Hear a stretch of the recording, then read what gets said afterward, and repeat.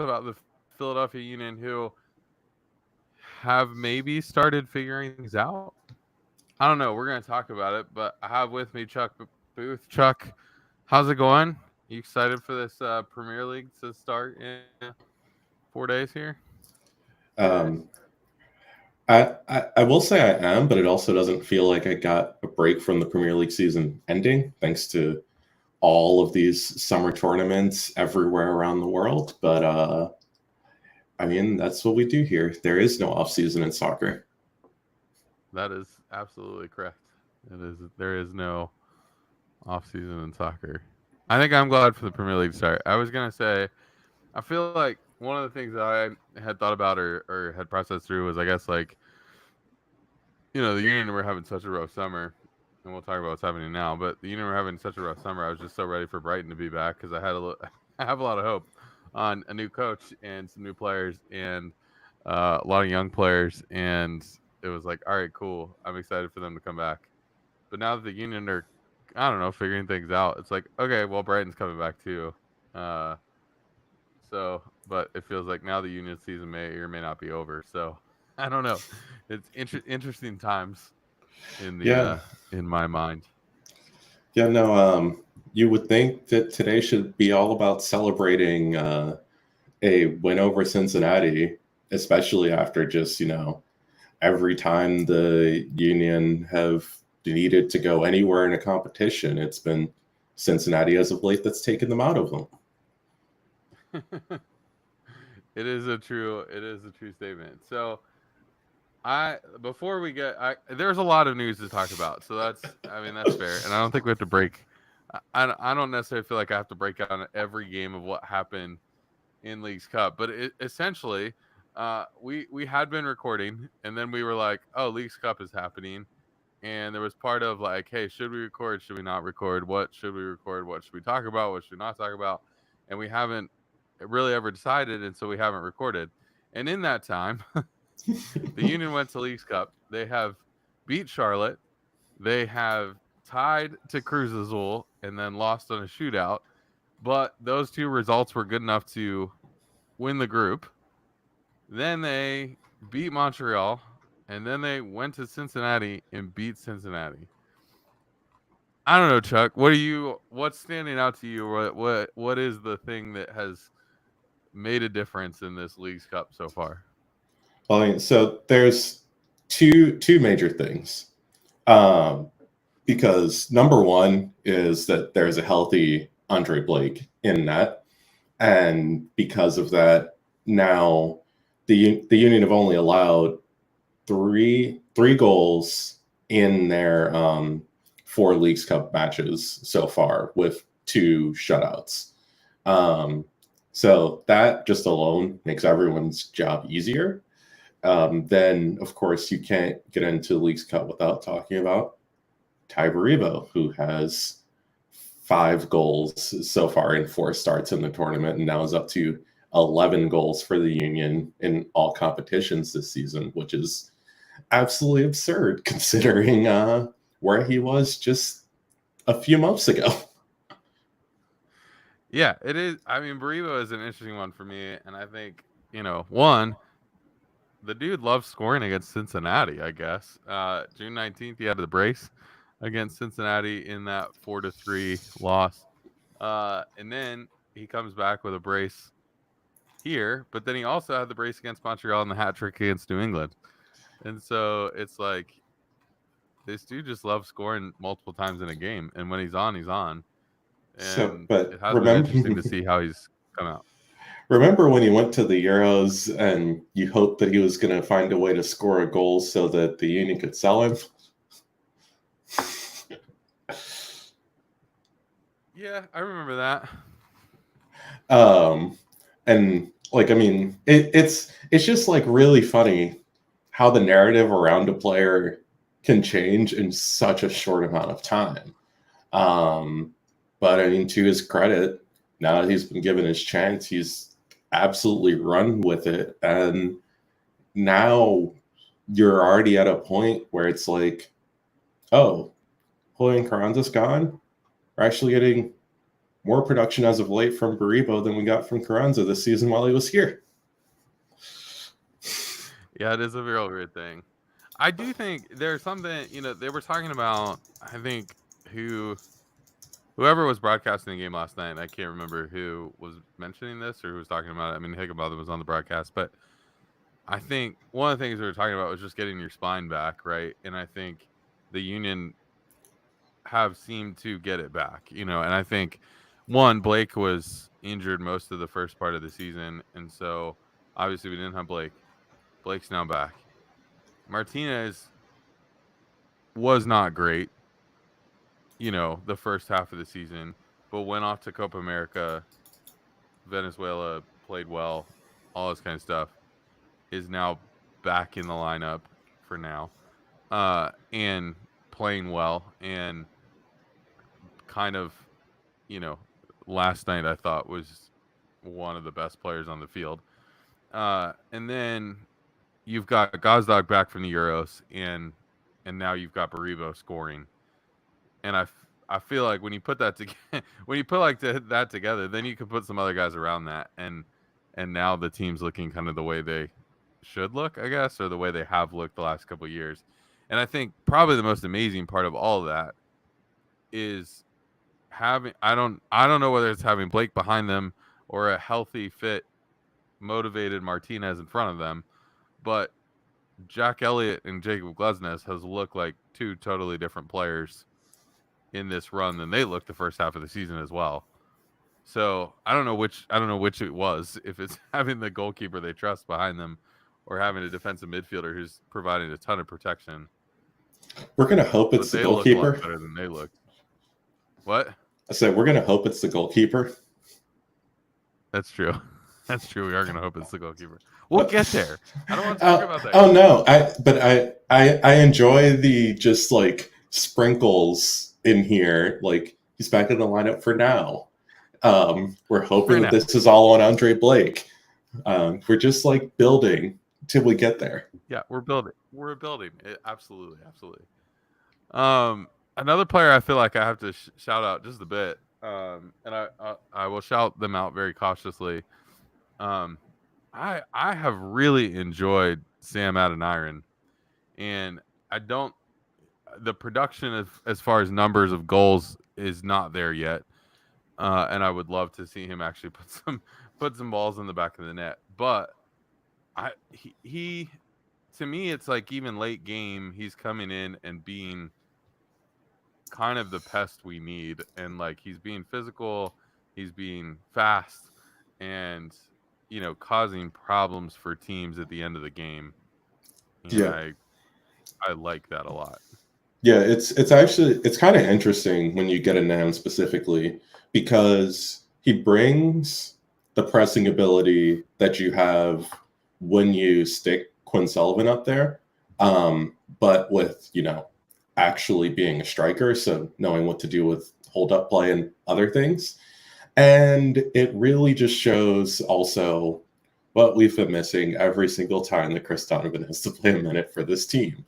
Like, while Donovan has some memorable goals in his Union career, no matter what at this stage, even if Adeniran doesn't score a goal, he at least brings enough that he's not just a lost player on the pitch while he's out there. Yeah, for sure. I mean, he reminds me of he reminds me a lot of the times when Corey Burke was more of a substitute than a starter. And like when you throw Corey Burke on at the end of the game, you're just going to be able to, he's just going to cause problems. And I think Adeniran, in a lot of sense for me, I think about the goal against Charlotte or Montreal that, that Gazdag, I think it was Gazdag or Baribo, one of the two, scored, that it kind of bounced off the keeper and bounced, that whole play was created by Adeniran just getting a step on a defender and then crossing it through. And I think that's the kind of play that I want to see. And I think, yes, you're right. Donovan does not bring that to the field. And so it does just create a whole new dynamic when you're game planning for the Union to be like, oh, if at some point we start Adeniran, then you got to think about, Ure is coming off the bench at some point in time. And if you start Ure, then you got to think Adoniran is coming off the bench at some point in time. And I think that creates problems for teams. Yeah. Also, so one interesting thing about Leagues Cup too, and small sample sizes are always a thing, but Daniel Gausdorff has 3 assists. I mean, 2 of them came against Cincinnati, but one of them was a hell of a ball through. Yes. I will say I think Bedoya had the assist of the night. It just Ure stepped a tiny bit too early. But I also never saw an angle that I thought was conclusive that was the wrong call. So Yeah, I was a little frustrated about that. But. Luckily, it wasn't a game decided by 1 goal. Which also shouts to Quinn Sullivan for that, because since Cobbin's gotten his debut, the spark is back in him. Yeah, for sure. It just feels like coming back from the Olympics, coming back from, Euros and Copa America, and then just these guys, I think you just kind of with the team, the way they were situated coming off of like during Euros and Copa America, there was enough players out that Quinn Sullivan was kind of just penciled in every game, right? It's like you need him somewhere on the field, whether it's striker, you need him playing midfield. It didn't really matter. He was on the field either way. And now it feels like he's not on the field. He's not penciled into the lineup. And so now I feel like he's got a chip on his shoulder about playing and performing. And so those are good things to see for sure. Yeah, and it is an interesting like lineup shuffle, because I still think we're probably seeing more of Bedoya than we necessarily need to. But as we know, the McGlynn, Sullivan midfields are a bit too defensively light, especially for what you need in a knockout tournament. Yeah, for sure. And I would say I think Bedoya has done well with his minutes too. Like it feels like everybody's taking their game up a little bit with everybody. And that, who knows? Is everybody back in the locker room? Is it Curtin saying, "Hey, I'm going to need to make some changes if this is going to continue"? Is it whatever? Everybody feels like has taken their Is it knockout soccer and that's why they're taking it up a notch? But is it just having Blake back? Like I think you have so much more freedom if you know that your keeper, has the potential of making a clutch save. You have so much more freedom to step up into the midfield or step up to, intercept passes. And that's what I felt like I saw last night, is much more of Glesnes and Elliott kind of stepping up and taking the first ball away rather than waiting for the second ball to come to them, and so it's good stuff. Yeah, and it definitely is one of the nice things about being in a knockout tournament, because like there is a very tangible goal at the end, and it's not one that takes very long to reach. Because even, for example, like prior to last night, like San Jose were one of the worst teams in the Western Conference, but here they were also rolling through Leagues Cup until running into LAFC. Yeah. So Leagues Cup continues. We have about 10 calendar days left of this tournament. But the Union play Mazatlan on Saturday. And this could be an interesting matchup. I think it's I think when I first saw the matchup and like seeing that it was a Mexican team, I'm a little bit triggered by thinking back to Pachuca, but this team is much different than they were when they played Pachuca 6 months ago. So who knows? Pachuca's much different than they were when we played them 6 months ago, to be fair. That's true. That's true. Any thoughts on this next kind of matchup? So yeah, this one's tough, honestly, because Mazatlan are another one of those teams that's been pretty bad in league play, but has looked great in Leagues Cup. I'm not 100% sure which one is going to show up, but it at least is a good thing because facing this version of the Union, you should feel confident, especially when you look at like who Mazatlan had to get through to actually get to this point. Beating Nashville, DC United with the red card, needing to win on penalties against Cruz Azul with the red card. Like, they're just most likely just happy to be here. Yeah, I mean, it helps that it's at, Subaru Park again. We're at home. You hope the crowd can get behind it, again. Who knows? But yeah, I mean, I feel good going to this matchup. From the soccer side, we have a potential of 3 more games in Leagues Cup with, a couple more wins. You could be playing in the final. So potential of 3 more games in Leagues Cup, and then we're back to MLS play.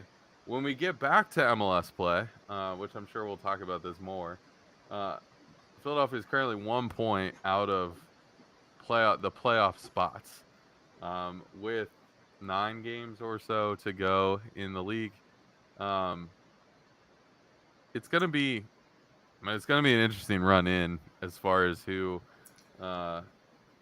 ends up getting there or who ends up making it. There's we start off that run of games with games against Columbus, New York Red Bulls, Miami, and New York City. So it's a quick re-entry into 4 kind of tough games. So I think we'll get a pretty good idea by middle of September, like where we are come playoff time and what we have to do to make the playoffs. But you would hope that the team can keep some of this momentum from Leagues Cup and the way we've been playing in Leagues Cup and keep it going through the end of the season in MLS play. Definitely. It is nuts though that we're at this point of the MLS season kind of already. And at least the good thing is that with these Leagues Cup wins, this team has also made sure that they're not going to have a super lengthy layoff before getting back to MLS play, whereas some teams haven't played soccer in like a month. Right. Yeah. So you'd hope that they can kind of get back to it and maybe jump on some teams that aren't ready yet, aren't prepared yet, all that kind of stuff. That gets us caught up on the soccer world and kind of what's happening on that side. The front office side has been active as well. Donley Jean-Jacques from Metz in France is in, but they said on the broadcast last night is dealing with some visa issues, which is not surprising with anybody who's trying to find work in the U.S. right now. So that's happening, and there may be and there probably is a coinciding move of Jose Martinez out. So how do we feel about that? Yeah. Well, the interesting thing, I guess, to start with is that Jean-Jacques isn't a defensive midfielder. Right. So while it is like one midfielder in, potentially one midfielder out,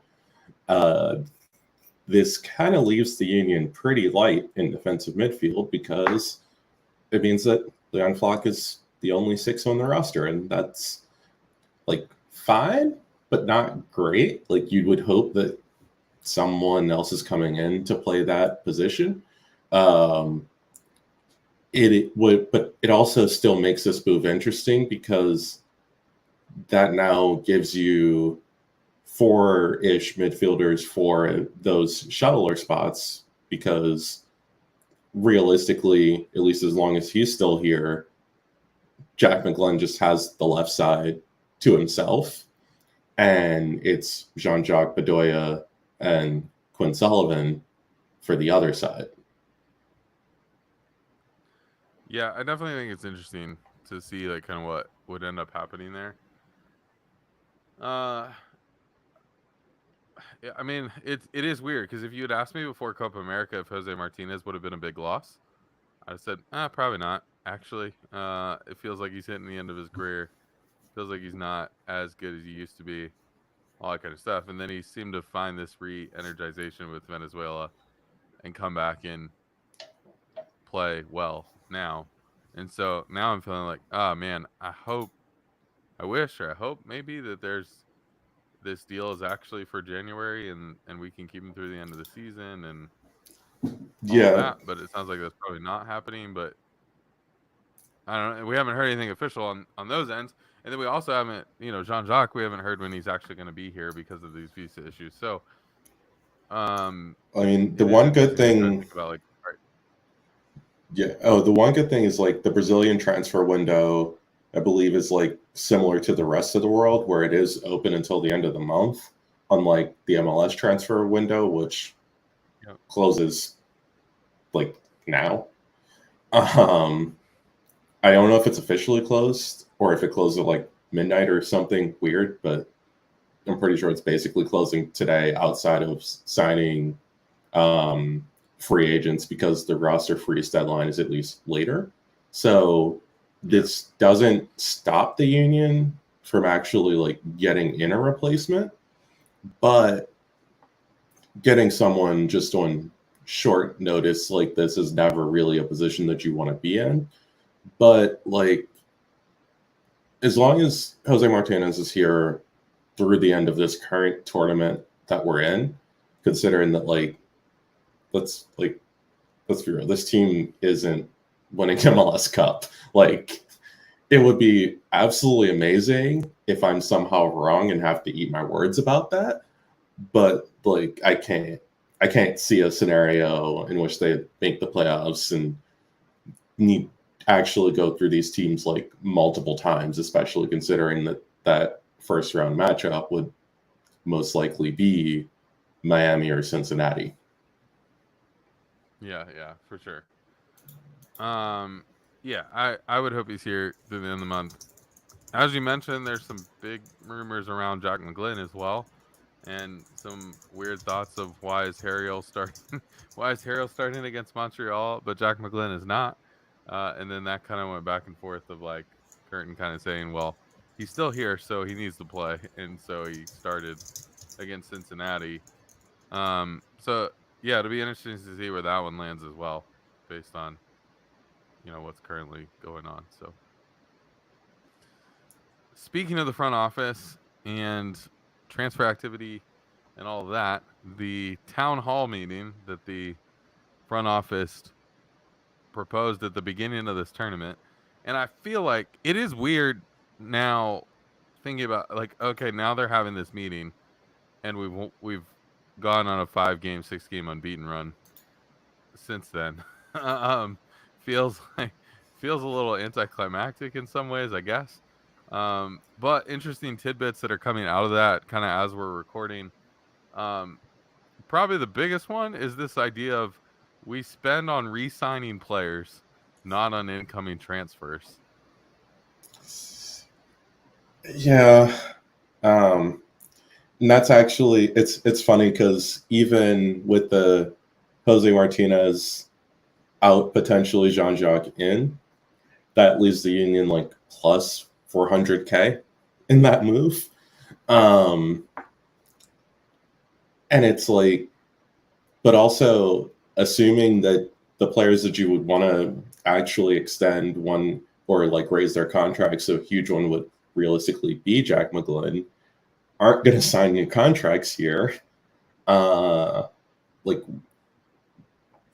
what does that even mean? Yeah. I mean, you do look around and you go, okay, they have signed Andre Blake multiple times now.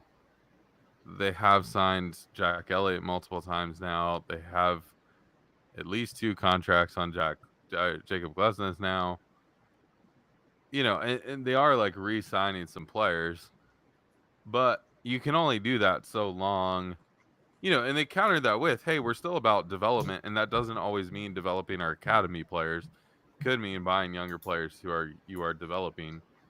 But the younger players that they have bought over the past couple of years that they are developing, thinking through, you know, Joaquin Torres have not worked out either. So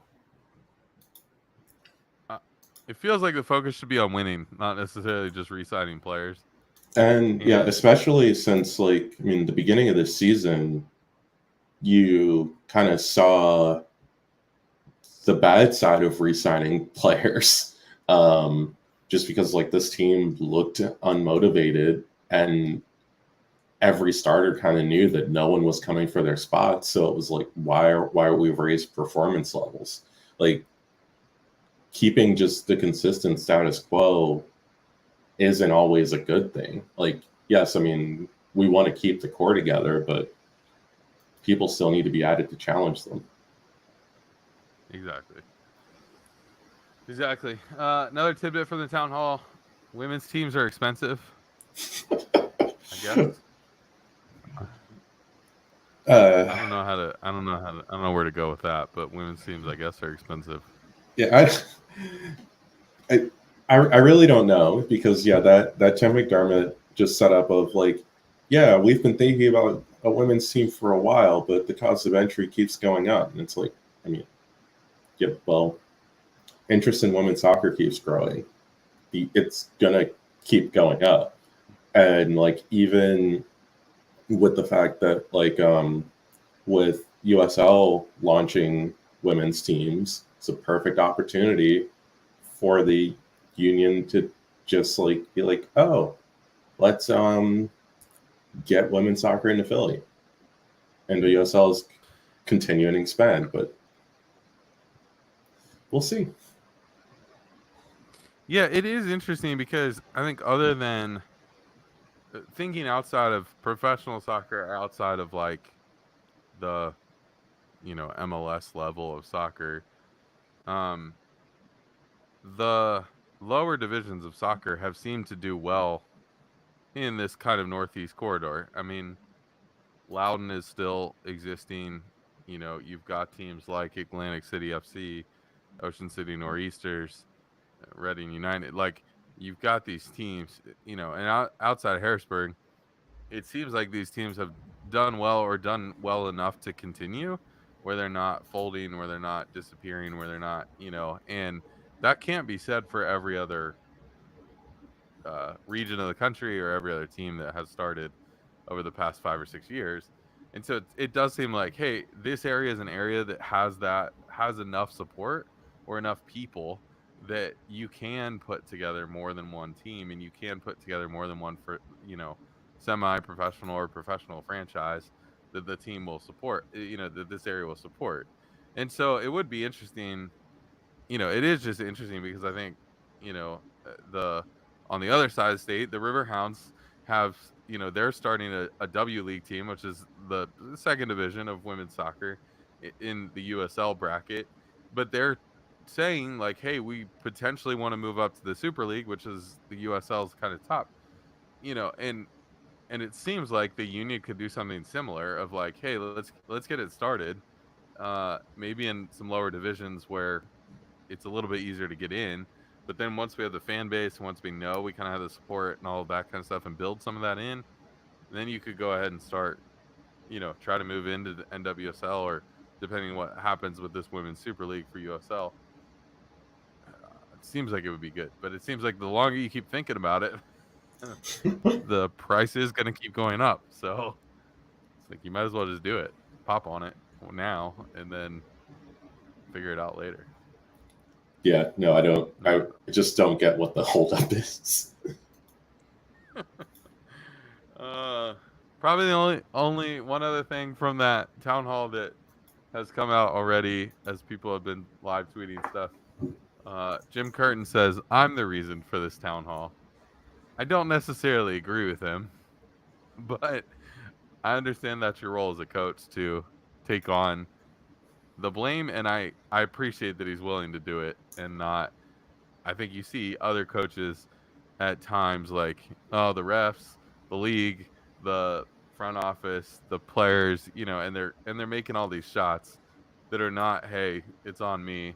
And I think, I appreciate the Curtin's willing to say, hey, it's on me. I I didn't have the team playing the way we needed to be playing, but they also needed some signings. So I don't necessarily agree with them.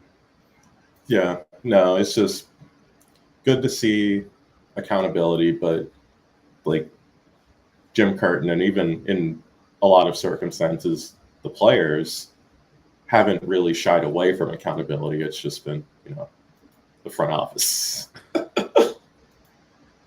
Yeah. And it's and there hasn't been much. I mean, even speaking of that, I've really seen that shows the front office really taking accountability yet. Like Ernst Tanner at least did say that the team will probably need to add something in attack and defense, but then following that up with, we'll probably lose a few midfielders too, which seems like the precursor for this Jack McGlynn news of kind of being linked to, I think it's, let's see, because PSB, Feyenoord, and Bruges at a minimum. Like it's only a matter of time until we're seeing the other side of Jack McGlynn. Yeah, and like McGlynn, I feel like is one of those that I would hope if it's this summer, if it's in the next month, you can keep him around till January. I don't know that he's going to go to Feyenoord or a place like that and play. But also Or, if he went to like PSV, for example, would you want to like ruin his chance of like playing in Champions League or something because we need him until November? I don't know. Because like there is a bit of like doing right by the player too, and like it would suck, but also it's like if this team somehow finds a way, like, and at least they're close to it now, to win Leagues Cup and then just gets blown up after it, that's at least I don't want to say a season well done, but a season where we know what direction the club is going in, which isn't how the season started. Yeah, for sure. For sure. I can be on that train too. And I think like, all right, cool. If you get blown up after Leagues Cup, yeah, you're probably not going to win MLS Cup anyway, even if you don't get blown up. But if you now have some transfer fees to work with for next season and some spots that you need to fill, your left-sided midfielder, your defensive midfielder. Yeah, because you would think, you would think that Jack McGlynn at a minimum would bring in $5 million plus a sell-on, like absolute minimum. Yeah. I don't think at this point he's going to get near Brendan's, but I think $5 million probably pretty fair.